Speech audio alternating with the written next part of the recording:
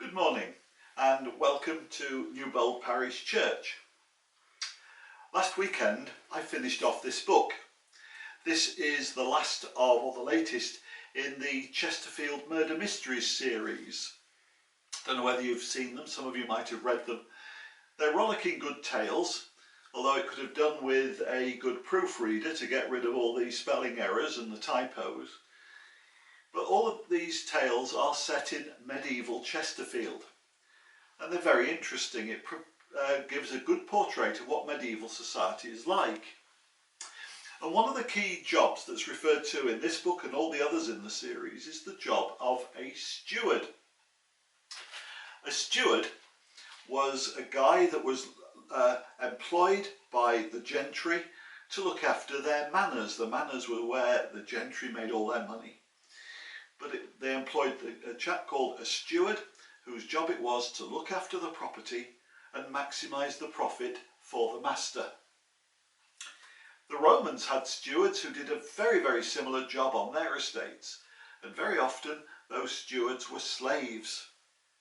And we need to bear that concept of stewards in mind when we look at the reading from Matthew that Steph read this morning.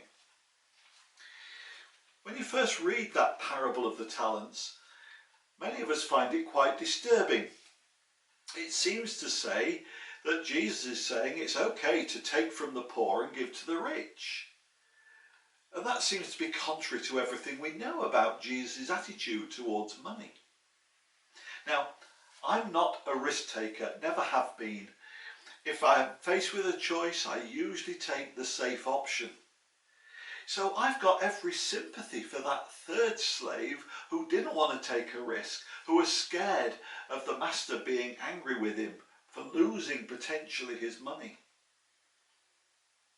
But to take that attitude to the parable is to misread it.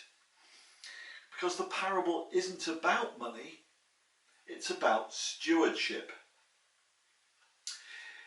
We need to bear in mind that the money that was given to the slaves was not a gift. The talents always remained the property of the master, and the three of them were expected to act like stewards and manage them on his behalf.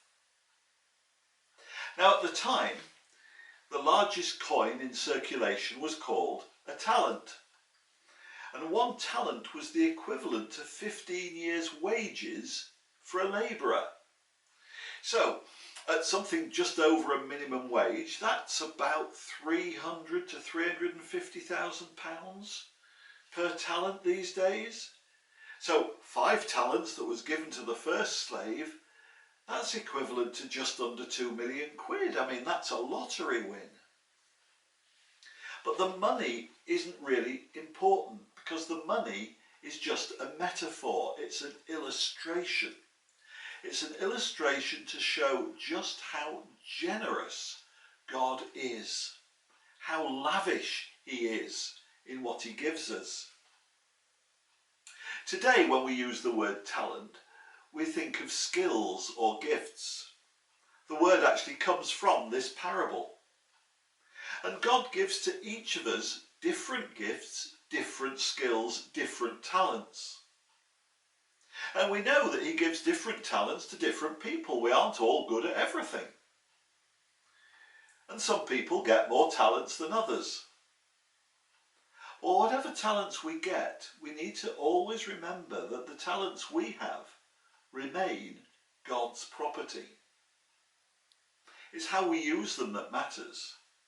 In fact, we could look at the talents that he gives us as opportunities to serve him in a different way. Now, when Matthew wrote this gospel, his first readers would have had absolutely no doubt that the third slave represented the Pharisees and Jewish leaders of his day.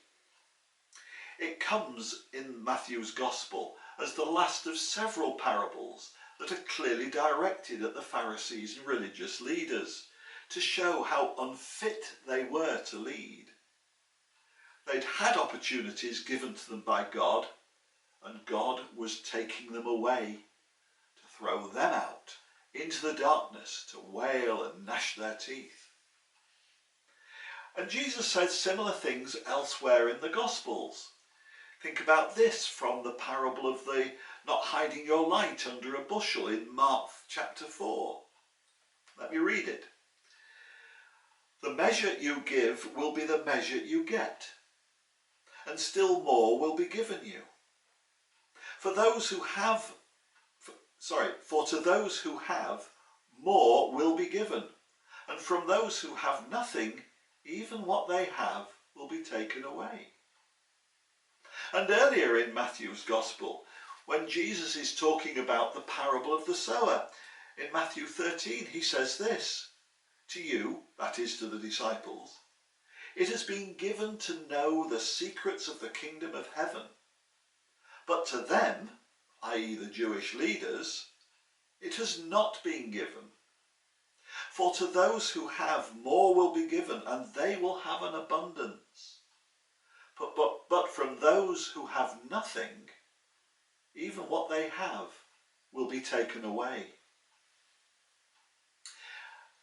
When you look at it this way, this parable presents a real challenge to us. It presents a challenge to the church as a whole and to each one of us as individual Christians. I recently read this from the Bishop of Leicester in a magazine that circulated only to readers. And he says this. He says that the Church of England has become a very small church. And however much we kid ourselves, that we are still powerful and influential. And it's obvious, isn't it? We all know that the church has been in decline for a long time, probably since the end of the First World War over 100 years ago. And if we're really honest, we have to acknowledge that the church, and not just the Church of England, all the churches in the country, barely touch the lives of most of the people around us. Is it a case that the church as a whole has failed to take its opportunities to use the gifts that God has given to us? Has he? Is he in the process of taking them away? Just to think that actually is an uncomfortable echo of what Jesus says in the parable about the religious leaders of his day. What about us as individuals? We can't just say, oh, it's the church over there. We are the church. We as individuals make up the body of the church. What talents, what opportunities has God given to each of us to steward on his behalf? Have we used them well or squandered them? Have we used them for good or for evil? Have we used them to enrich ourselves or to benefit others? What more can we still do to bring God's love to our friends, our family, our neighbours, and build the kingdom of heaven here in Newbold? Let's ponder these challenges.